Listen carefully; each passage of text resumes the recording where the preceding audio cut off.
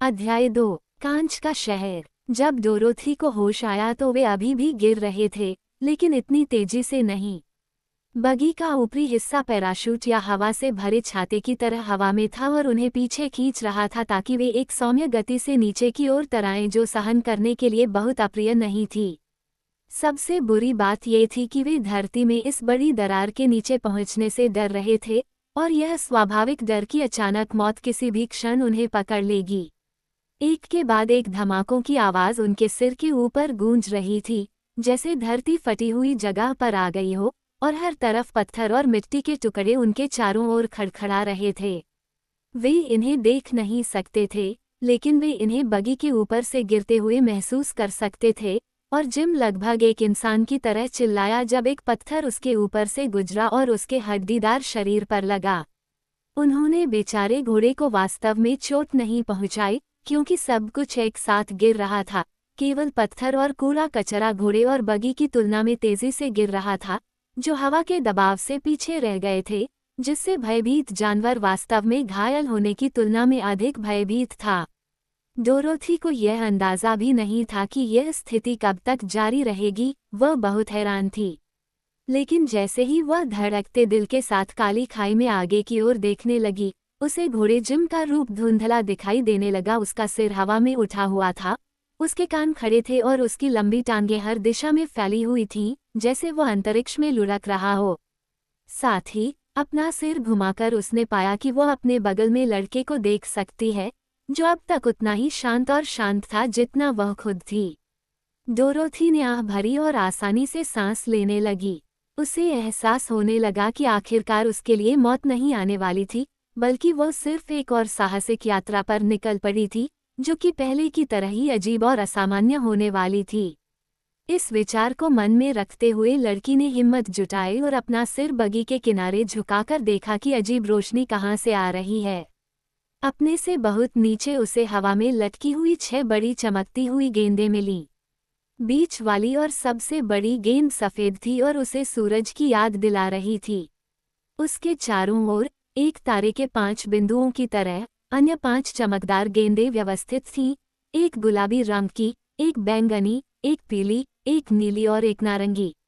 रंगीन सूरज के इस शानदार समूह ने हर दिशा में किरणें फेंकी, और जैसे जैसे घोड़ा और बगी डोरदी और जेब के साथ धीरे धीरे नीचे की ओर डूबते गए और रोशनी के करीब आते गए, किरणों ने इंद्रधनुष के सभी नाजुक रंग लेना शुरू कर दिया, हर पल अधिक से अधिक स्पष्ट होते हुए जब तक कि पूरा स्थान शानदार ढंग से प्रकाशित नहीं हो गया। डोरोथी बहुत चकित थी और कुछ नहीं बोल पाई, लेकिन उसने जिम के एक बड़े कान को बैंगनी और दूसरे को गुलाबी रंग में बदलते देखा, और सोचा कि उसकी पूंछ पीली होनी चाहिए और उसका शरीर जेब्रा की धारियों की तरह नीले और नारंगी रंग से धारीदार होना चाहिए। फिर उसने जेब की ओर देखा, जिसका चेहरा नीला था और जिसके बाल गुलाबी थे, और थोड़ी हंसी जो थोड़ी घबराई हुई लग रही थी। क्या यह मज़ेदार नहीं है? उसने कहा। लड़का चौंक गया और उसकी आंखें बड़ी हो गईं। डोरोथी के चेहरे के बीच में एक हरी लकीर थी जहां नीली और पीली रोशनी एक साथ आ रही थी, और उसकी उपस्थिति ने उसके डर को और बढ़ा दिया। मुझे इसमें कुछ भी अजीब नहीं लगता, वह हकलाते हुए बोला। तभी गाड़ी धीरे धीरे पलट गई, घोड़े का शरीर भी पलट गया, लेकिन वे सभी एक साथ गिरते रहे, और लड़के और लड़की को सीट पर बने रहने में कोई कठिनाई नहीं हुई, जैसे वे पहले थे। फिर वे नीचे की ओर मुड़ गए और धीरे धीरे लुढ़कते रहे जब तक कि वे फिर से सीधे नहीं हो गए। इस दौरान जिम ने बेतहाशा संघर्ष किया, उसके सभी पैर हवा में उछल रहे थे, लेकिन खुद को अपनी पिछली स्थिति में पाकर घोड़े ने राहत भरी आवाज में कहा, खैर, ये बेहतर है। डोरोथी और जेब ने आश्चर्य से एक दूसरे को देखा। क्या आपका घोड़ा बोल सकता है? उसने पूछा। मैंने पहले कभी उसे नहीं जाना था, लड़के ने उत्तर दिया। ये मेरे द्वारा कहे गए पहले शब्द थे, घोड़े ने कहा, जिसने उनकी बातें सुन ली थीं, और मैं यह नहीं समझा सकता कि मैंने तब क्यों बोला। तुमने मुझे बहुत बड़ी मुसीबत में डाल दिया है न? जहाँ तक बात है, हम खुद भी उसी मुसीबत में हैं, डोरोथी ने प्रसन्नतापूर्वक उत्तर दिया। लेकिन कोई बात नहीं, बहुत जल्द कुछ होगा।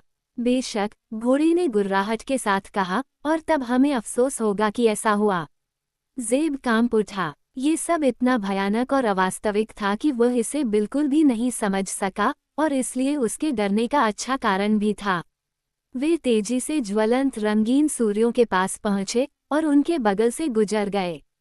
रोशनी इतनी तेज थी कि उनकी आंखें चौंधिया गईं और उन्होंने अंधे होने से बचने के लिए अपने चेहरे को हाथों से ढक लिया। हालांकि रंगीन सूरज में कोई गर्मी नहीं थी और जब वे उनके नीचे से गुजर गए तो बगी के ऊपर से कई भेदी किरणें बंद हो गईं ताकि लड़का और लड़की फिर से अपनी आंखें खोल सकें।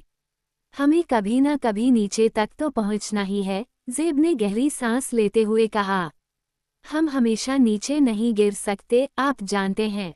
बिल्कुल नहीं, डोरोथी ने कहा। हम पृथ्वी के बीच में कहीं हैं और संभावना है कि हम जल्दी इसके दूसरी ओर पहुंच जाएंगे। लेकिन यह एक बड़ा खोखला स्थान है न? बहुत बड़ा, लड़के ने उत्तर दिया। अब हम कुछ करने जा रहे हैं, घोड़े ने घोषणा की। इस पर वे दोनों बगी के किनारे से सिर उठाकर नीचे देखने लगे। हाँ, उनके नीचे जमीन थी और वह भी बहुत दूर नहीं। लेकिन वे बहुत बहुत धीरे धीरे तैर रहे थे, इतना धीरे कि अब इसे गिरना नहीं कहा जा सकता था, और बच्चों के पास हिम्मत करके अपने चारों ओर देखने के लिए पर्याप्त समय था। उन्होंने पहाड़ों और मैदानों, झीलों और नदियों से भरा एक परिदृश्य देखा, जो पृथ्वी की सतह पर मौजूद परिदृश्यों जैसा ही था, लेकिन पूरा दृश्य 6 सूर्यों की विभिन्न प्रकार की रोशनी से शानदार ढंग से रंगा हुआ था।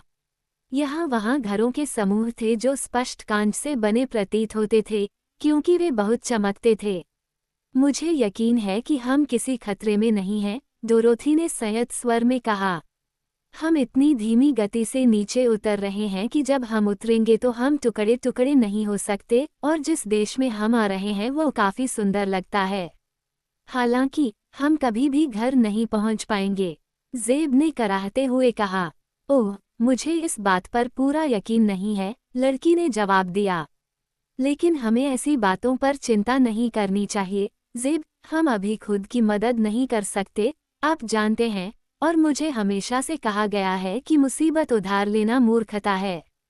लड़का चुप हो गया, इतनी समझदारी भरी बात का कोई जवाब नहीं दे पाया, और जल्द ही दोनों अपने नीचे फैले अजीबोगरीब नज़ारों को देखने में पूरी तरह से व्यस्त हो गए। उन्हें ऐसा लग रहा था कि वे एक बड़े शहर के बीचों बीच गिर रहे हैं, जिसमें कांच के गुंबदों और नुकीले शिखरों वाली कई ऊंची इमारतें थीं। ये शिखर बड़े भाले की नोक जैसे थे, और अगर वे उनमें से किसी पर गिरते तो उन्हें गंभीर चोट लग सकती थी। जिम नामक घोड़े ने भी ये मीनारें देखी थीं, और उसके कान डर के मारे खड़े हो गए थे, जबकि डोरोथी और ज़ेब ने अपनी सांसें रोक रखी थीं। लेकिन नहीं, वे धीरे धीरे एक चौड़ी, सपाट छत पर उतरे और आखिरकार रुक गए। जब जिम को अपने पैरों के नीचे कुछ ठोस महसूस हुआ तो बेचारे जानवर के पैर इतने कांपने लगे कि वह मुश्किल से खड़ा हो पाया, लेकिन ज़ेब ने तुरंत गाड़ी से छत पर छलांग लगा दी, और वह इतना अनाड़ी और जल्दबाजी में था कि उसने डोरोथी के पक्षी के पिंजरे को लात मार दी, जो छत पर लुढ़क गया और नीचे से नीचे गिर गया।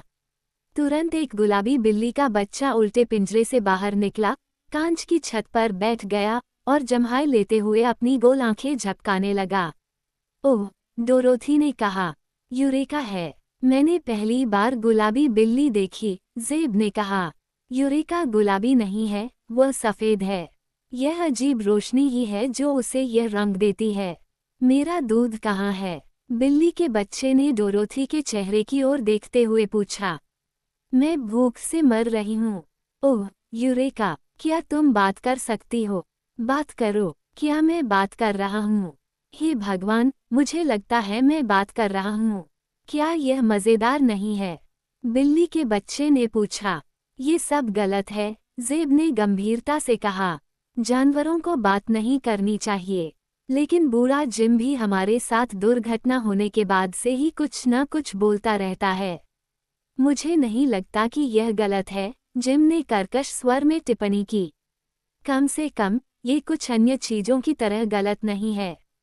अब, हमारा क्या होगा? मुझे नहीं मालूम, लड़के ने उत्सुकता से अपने चारों ओर देखते हुए उत्तर दिया। शहर के सभी घर शीशे के बने थे, इतने साफ और पारदर्शी कि दीवारों के आर पार आसानी से देखा जा सकता था, जैसे खिड़की से देखा जा सकता हो। डोरोथी ने देखा कि जिस छत पर वह खड़ी थी, उसके नीचे कई कमरे थे, जिनका इस्तेमाल आराम करने के लिए किया जाता था, और उसने सोचा कि वह इन कमरों के कोनों में कई अजीबोगरीब आकृतियां देख सकती है। उनके बगल की छत में एक बड़ा छेद हो गया था, और कांच के टुकड़े हर दिशा में बिखरे पड़े थे। पास की एक मीनार टूट गई थी और उसके टुकड़े उसके बगल में ढेर हो गए थे। अन्य इमारतों में जगह जगह दरारें थीं या उनके कोने उखड़ गए थे, लेकिन इन दुर्घटनाओं के होने से पहले वे बहुत सुंदर रही होंगी। रंगीन सूरज की इंद्रधनुषी छटाएं कांच के शहर पर धीरे धीरे पड़ रही थीं और इमारतों को कई नाजुक, बदलते रंग दे रही थीं जो देखने में बहुत सुंदर लग रहे थे। लेकिन अजनबियों के आने के बाद से कोई आवाज़ शांति को नहीं तोड़ पाई थी, सिवाय उनकी अपनी आवाज़ के। उन्हें आश्चर्य होने लगा कि क्या आंतरिक दुनिया के इस शानदार शहर में रहने के लिए कोई लोग नहीं हैं। अचानक एक आदमी छत के छेद से बाहर आया और साफ साफ दिखाई दिया। वह बहुत बड़ा आदमी नहीं था, लेकिन उसका शरीर सुडौल था और उसका चेहरा सुंदर था, एक बेहतरीन चित्र के चेहरे की तरह शांत और सौम्य। उसके कपड़े उसके शरीर से पूरी तरह से मेल खाते थे और हरे रंग के चमकीले रंगों में रंगे हुए थे, जो सूरज की किरणों के स्पर्श के साथ अलग अलग होते थे, लेकिन पूरी तरह से सूर्य की किरणों से प्रभावित नहीं होते थे। आदमी ने कांच की छत पर एक या दो कदम आगे बढ़ाए थे, तभी उसे अजनबियों की मौजूदगी का एहसास हुआ, लेकिन फिर वह अचानक रुक गया। उसके शांत चेहरे पर डर या आश्चर्य का कोई भाव नहीं था, फिर भी वह आश्चर्यचकित और भयभीत दोनों ही रहा होगा, क्योंकि एक पल के लिए घोड़े की बदसूरत आकृति पर अपनी नज़र टिकाने के बाद वह तेजी से छत के सबसे दूर के किनारे पर चला गया। उसने अपना सिर अपने कंधे पर पीछे की ओर करके उस अजीब जानवर को देखा। सावधान रहो, डोरोथी चिल्लाई, जब उसने देखा कि वह सुंदर आदमी यह नहीं देख रहा था कि वह कहाँ जा रहा है। सावधान रहो, नहीं तो तुम गिर जाओगे। लेकिन उसने उसकी चेतावनी पर कोई ध्यान नहीं दिया। वह ऊंची छत के किनारे पहुंचा, एक पैर हवा में उठाया और इतनी शांति से अंतरिक्ष में चला गया मानो वह ठोस जमीन पर चल रहा हो। लड़की बहुत हैरान होकर छत के किनारे पर झुक गई और देखा कि वह आदमी हवा में तेजी से जमीन की ओर चल रहा है। जल्द ही वह सड़क पर पहुंच गया और एक कांच के दरवाजे से होकर कांच की इमारतों में से एक में गायब हो गया। कितना अजीब है, उसने लंबी सांस लेते हुए कहा। हाँ, लेकिन ये बहुत मज़ेदार है। अगर यह अजीब है, बिल्ली के बच्चे की छोटी सी आवाज़ ने टिप्पणी की, और डोरोथी ने मुड़कर देखा कि उसका पालतू जानवर छत के किनारे से 1 फुट या उससे अधिक दूर हवा में चल रहा था। वापस आओ, यूरेका, उसने परेशान होकर कहा, तुम्हें निश्चित रूप से मार दिया जाएगा। मेरे पास 9 जीवन हैं, बिल्ली का बच्चा बोला, धीरे से घुरघुराते हुए एक चक्र में घूमता हुआ और फिर छत पर वापस आ गया। लेकिन मैं इस देश में गिरकर उनमें से एक भी नहीं खो सकता, क्योंकि मैं वास्तव में अगर गिरना चाहता तो भी गिर नहीं सकता। क्या हवा तुम्हारा वजन सहन कर सकती है? लड़की ने पूछा। बेशक, क्या तुम देख नहीं सकते? और बिल्ली का बच्चा फिर हवा में उड़ता हुआ छत के किनारे पर वापस चला गया। यह अद्भुत है, डोरोथी ने कहा। मान लीजिए कि हम यूरेका को सड़क पर जाने दें और किसी को हमारी मदद के लिए बुला लें, ज़ेब ने सुझाव दिया, जो इन अजीब घटनाओं से डोरोथी से भी अधिक आश्चर्यचकित था। शायद हम स्वयं हवा में चल सकें, लड़की ने उत्तर दिया। ज़ेब कांपते हुए पीछे हट गया। उन्होंने कहा, मैं कोशिश करने की हिम्मत नहीं करूंगा। शायद जिम जाएगा, डोरोथी ने घोड़े की ओर देखते हुए कहा। और हो सकता है कि वह ऐसा न करे, जिम ने उत्तर दिया। मैं इस छत पर काफी देर तक हवा में उछल कूद कर चुका हूँ। लेकिन हम छत पर नहीं गिरे, लड़की ने कहा। जब तक हम यहाँ पहुँचे हम बहुत धीरे धीरे तैर रहे थे, और मुझे लगभग यकीन है कि हम बिना चोट खाए सड़क पर तैर सकते थे। यूरेका हवा में ठीक से चलती है। यूरेका का वजन केवल आधा पाउंड है, घोड़े ने तिरस्कारपूर्ण स्वर में उत्तर दिया, जबकि मेरा वजन लगभग आधा टन है। तुम्हारा वजन उतना नहीं है जितना होना चाहिए, जिम, लड़की ने जानवर को देखते हुए अपना सिर हिलाते हुए टिप्पणी की। तुम बहुत दुबले हो। ओह, ठीक है, मैं बूढ़ा हो गया हूँ, घोड़े ने निराशा से अपना सिर झुकाते हुए कहा, और मैंने अपने दिन में बहुत सारी परेशानियां झेली हैं, छोटे। कई सालों तक मैंने शिकागो में एक सार्वजनिक टैक्सी चलाई, और यह किसी को भी दुबला पतला बनाने के लिए पर्याप्त है। मुझे यकीन है कि वह मोटा होने के लिए पर्याप्त खाता है, लड़के ने गंभीरता से कहा। क्या तुम्हें याद है कि मैंने आज क्या नाश्ता किया था? जिम ने गुर्राहट के साथ कहा, मानो उसे ज़ेब की बात से नाराजगी हो। हम में से किसी ने भी नाश्ता नहीं किया है, लड़के ने कहा, और इस खतरे के समय में खाने के बारे में बात करना मूर्खता है। बिना भोजन के रहने से अधिक खतरनाक कुछ भी नहीं है, घोड़े ने अपने युवा स्वामी की फटकार पर नाक सिकोड़ते हुए कहा, और अभी तो कोई भी यह नहीं बता सकता कि इस विचित्र देश में जई है भी या नहीं। यदि है भी, तो वह कांच की जई ही होगी। ओह नहीं, डोरोथी ने कहा, मैं इस शहर के किनारे पर हमारे नीचे बहुत सारे अच्छे बगीचे और खेत देख सकती हूँ। लेकिन मैं चाहती हूँ कि हम जमीन तक पहुँचने का कोई रास्ता खोज सकें। तुम नीचे क्यों नहीं चलते? यूरेका ने पूछा। मैं घोड़े की तरह भूखी हूँ और मुझे अपना दूध चाहिए। क्या तुम इसे आजमाओगे, ज़ेब? लड़की ने अपने साथी की ओर मुड़ते हुए पूछा। ज़ेब हिचकिचाया। वह अभी भी पीला और डरा हुआ था, क्योंकि इस भयानक साहसिक कार्य ने उसे परेशान कर दिया था और उसे घबराहट और चिंता में डाल दिया था। लेकिन वह नहीं चाहता था कि छोटी लड़की उसे कायस समझे, इसलिए वह धीरे धीरे छत के किनारे की ओर बढ़ा। डोरोथी ने अपना हाथ उसकी ओर बढ़ाया और ज़ेब ने एक पैर बाहर निकाला और उसे छत के किनारे से थोड़ा ऊपर हवा में टिका दिया। छत चलने के लिए काफी मजबूत लग रही थी, इसलिए उसने हिम्मत करके दूसरा पैर आगे बढ़ाया। डोरोथी ने उसका हाथ पकड़ रखा था और उसके पीछे पीछे चल रही थी, और जल्द ही वे दोनों हवा में चल रहे थे। बिल्ली का बच्चा उनके बगल में उछल रहा था। आओ, जिम, लड़के ने पुकारा। सब ठीक है। जिम छत के किनारे पर जाकर देखने लगा, और एक समझदार और अनुभवी घोड़ा होने के नाते उसने मन बना लिया कि वह भी वहीं जा सकता है जहां दूसरे जा रहे थे। इसलिए एक घुरघुराहट और एक हिनहिनाहट और अपनी छोटी पूंछ को हिलाते हुए वह छत से हवा में उछला और तुरंत सड़क की ओर नीचे तैरने लगा। उसके भारी वजन के कारण वह बच्चों की तुलना में तेजी से नीचे गिरा, और वह नीचे जाते समय उनसे आगे निकल गया, लेकिन जब वह कांच के फुटपाथ पर आया तो वह उस पर इतनी धीरे से उतरा कि उसे झटका भी नहीं लगा। अच्छा, डोरोथी ने लंबी सांस लेते हुए कहा, ये कैसा अजीब देश है। लोग नए आगंतुकों को देखने के लिए कांच के दरवाजों से बाहर आने लगे, और बहुत जल्द ही काफी भीड़ जमा हो गई। वहां पुरुष और महिलाएं थीं, लेकिन कोई भी बच्चा नहीं था, और सभी लोग सुंदर रूप से बने हुए थे और आकर्षक कपड़े पहने हुए थे और उनके चेहरे बहुत सुंदर थे। पूरी भीड़ में कोई भी बदसूरत व्यक्ति नहीं था, फिर भी डोरोथी इन लोगों की शक्ल से विशेष रूप से खुश नहीं थी, क्योंकि उनके चेहरे पर गुलियों के चेहरे से ज्यादा भाव नहीं थे। वे न तो मुस्कुराए, न ही उन्होंने भौहें सिकोड़ी, या न ही डर, आश्चर्य, जिज्ञासा या मित्रता दिखाई। वे बस अजनबियों को घूरते रहे। जिम और यूरेका पर सबसे ज्यादा ध्यान देते रहे, क्योंकि उन्होंने पहले कभी घोड़ा या बिल्ली नहीं देखी थी और बच्चे बाहरी तौर पर उनसे मिलते जुलते थे। बहुत जल्द ही एक आदमी समूह में शामिल हो गया, जिसके माथे के ठीक ऊपर काले बालों में एक चमकता हुआ सितारा लगा हुआ था। वह एक अधिकार संपन्न व्यक्ति लग रहा था, क्योंकि बाकी लोग उसे जगह देने के लिए पीछे हट गए। अपनी शांत निगाहों को पहले जानवरों और फिर बच्चों पर घुमाने के बाद उसने ज़ेब से कहा, जो डोरोथी से थोड़ा लंबा था, मुझे बताओ, घुसपैठे, क्या ये तुम ही थे जिसने पत्थरों की वर्षा की? एक पल के लिए तो लड़के को समझ में नहीं आया कि वह इस सवाल का क्या मतलब निकाल रहा है।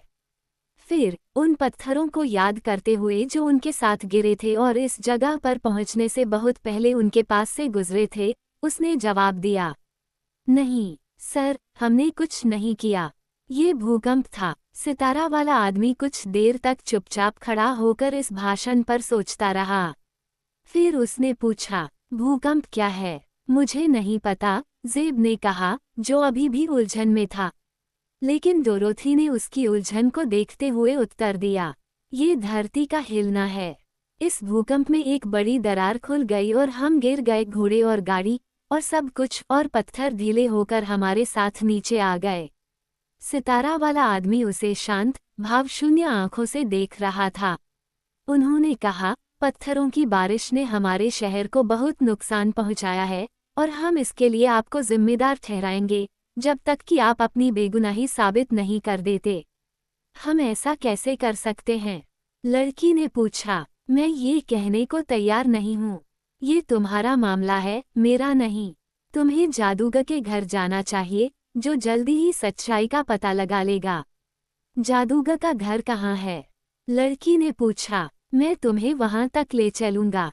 आओ। वो मुड़ा और सड़क पर चला गया, और एक पल की हिचकिचाहट के बाद डोरोथी ने यूरेका को अपनी बाहों में पकड़ लिया और बगी में चढ़ गई। लड़का उसके बगल में बैठ गया और बोला, गिड डैप, जिम। जैसे ही घोड़ा गाड़ी को खींचता हुआ आगे बढ़ा, कांच के शहर के लोगों ने उनके लिए रास्ता बनाया और उनके पीछे जुलूस बनाया। धीरे धीरे वे एक गली से दूसरी गली में आगे बढ़े, पहले इधर उधर मुड़े, फिर उधर, जब तक वे एक खुले चौक पर नहीं पहुंच गए, जिसके बीच में एक बड़ा कांच का महल था, जिसमें एक केंद्रीय गुंबद और हर कोने पर 4 ऊंची मीनारें थीं।